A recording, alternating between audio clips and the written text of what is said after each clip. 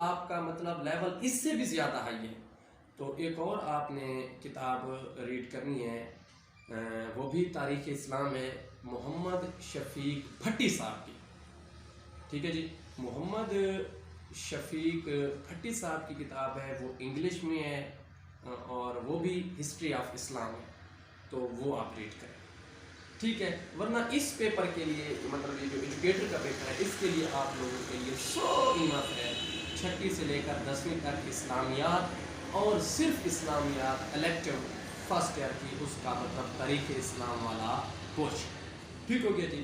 اچھا، اب میں آپ کو جو اسلامیات کا پورشن ہے اس کی جو ہے نا آپ کو تھوڑی سی آؤٹ لائنس بھی آپ کے ساتھ شیئر کرتا ہوں. وہ یہ ہے کہ مطلب تاریخ اسلام، تاریخ اسلام کا ذکر ہو اور عرب کا ذکر ہو، یہ ہو ہی نہیں سکتا.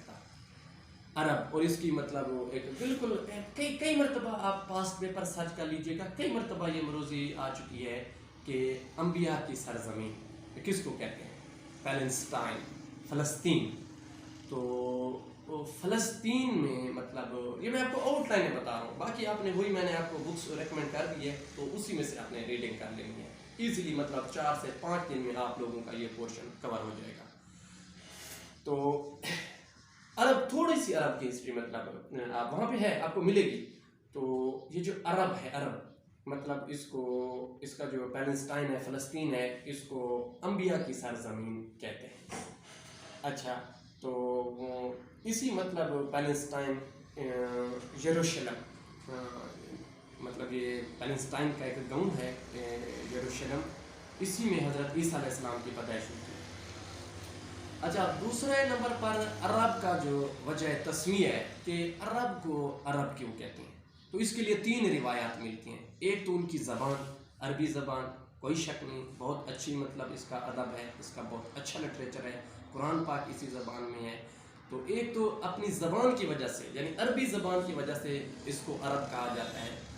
دوسری جو اس کے بارے میں مطلب روایت ملتی ہے یا جو دوسری ٹرم استعمال ہوتی ہے وہ یہ ہے کہ یہاں پر 2 قبیلے آباد تھے.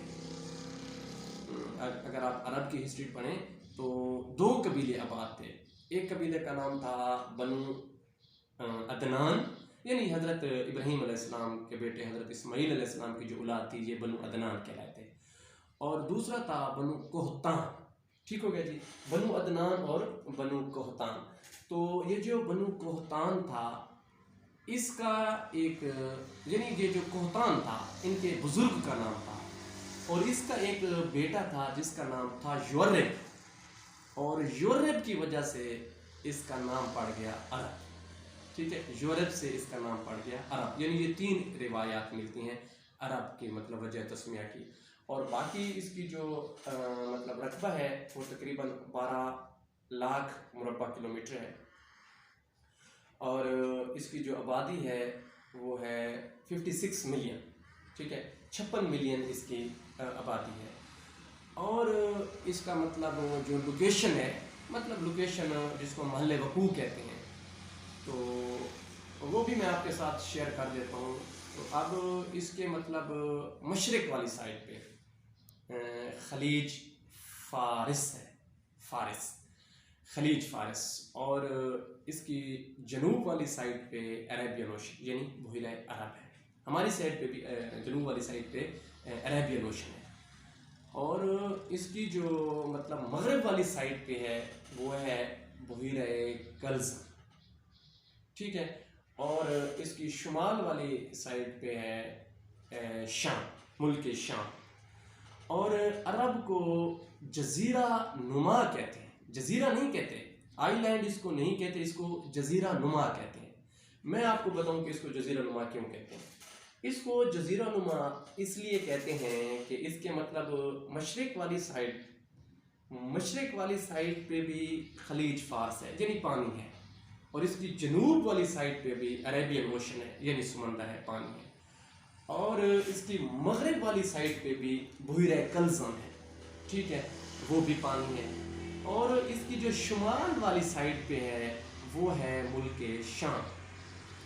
اور ملک شام کو بھی مطلب ان کا ایک ڈیزرٹ ہے عرب کا ایک صحرا ہے جس کا نام ہے النفود یا نفود کا ڈیزرٹ.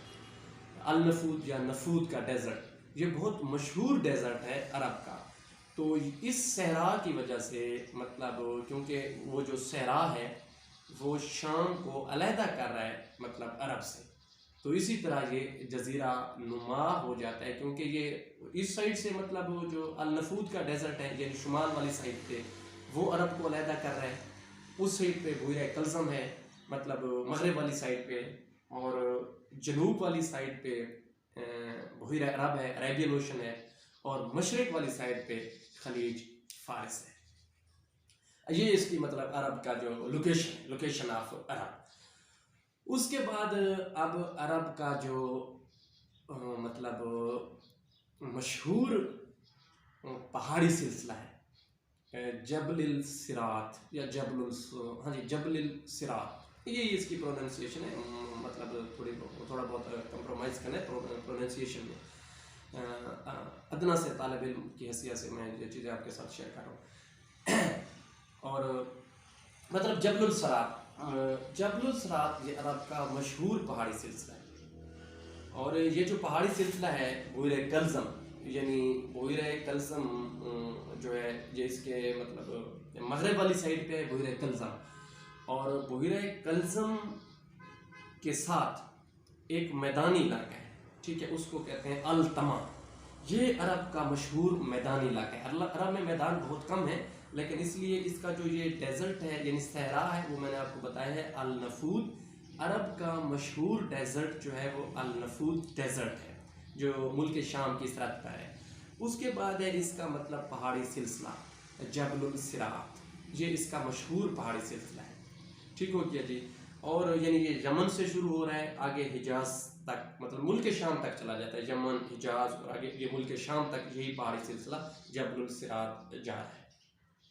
اچھا، جبل الصراط کے آگے ایک اس کا میدانی علاقہ ہے، کیونکہ میرے پاس میپ نہیں ہے، کوئی ٹیکنالوجی بھی فاسٹ نہیں ہے، ورنہ میں آپ کو میپ پہ بھی یہ سمجھا سکتا ہوں، وائٹ بورڈ پہ مچ مور بیٹر طریقے سے مطلب آپ کو میں سمجھا سکتا ہوں، لیکن پھر بھی میں اپنی طرف سے پوری کوشش کر رہا ہوں.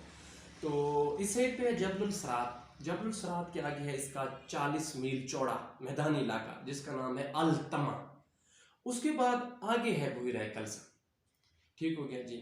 تو جبل الصراط اس کا مطلب مشہور پہاڑی سلسلہ ہے، التما اس کا میدانی علاقہ ہے، آگے پھر بحیرہ کلزم ہے.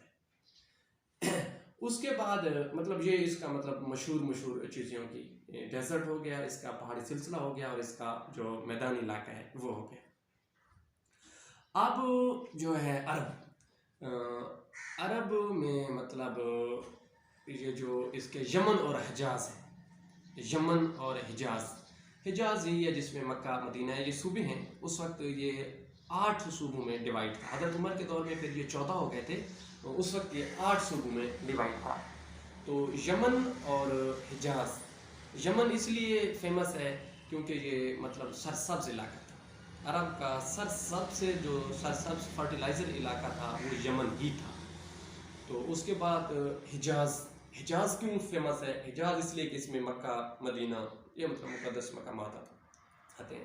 اور اس کے بعد ہے نجد یعنی آج کل جو سعودی عربیہ کا کیپٹل ہے ریاض، وہ نجد میں ہی ہے. اور جو اس کی تھوڑی سی عرب کی ہسٹری ہے، اس کے جو مطلب قبائل تھے، اس میں 2 قبیلے آباد تھے، بنو قحطان اور بنو عدنان. ٹھیک ہو گیا جی. بنو قحطان اور بنو عدنان. اب یہ جو بنو قحطان ہے جس کا بیٹا یورپ تھا اور اس کے نام کی وجہ سے اس کا نام رکھا گیا عرب. تو بنو قحطان کے لوگ جو تھے یہ یمن میں آباد تھے، ٹھیک ہے، اور ان کا جو پروفیشن تھا وہ فارمنگ تھا، کھیتی باڑی تھا. یہ کھیتی باڑی کرتے تھے اور انہوں نے ایک بند بھی تعمیر کیا تھا، بہت مشہور موضوع ہے، اور اس بند کا نام تھا، کہیں پہ مراب لکھا ہوا ہے، کہیں پہ مارب لکھا ہوا ہے. یہ ایک آپ لوگوں کو کلیئر ہو جائے گا. یہ جو مراب کا بند تھا یہ انہوں نے ہی تیار کیا تھا، بنو قحطان کے لوگ نے، اور ان کی جو قوم تھی اس کو کہتے ہیں قوم سبا. اور پھر ان پر مطلب جو عذاب آیا تھا وہ طوفان کی شکل میں آیا تھا، سیلاب کی شکل میں. اور پھر یہ جو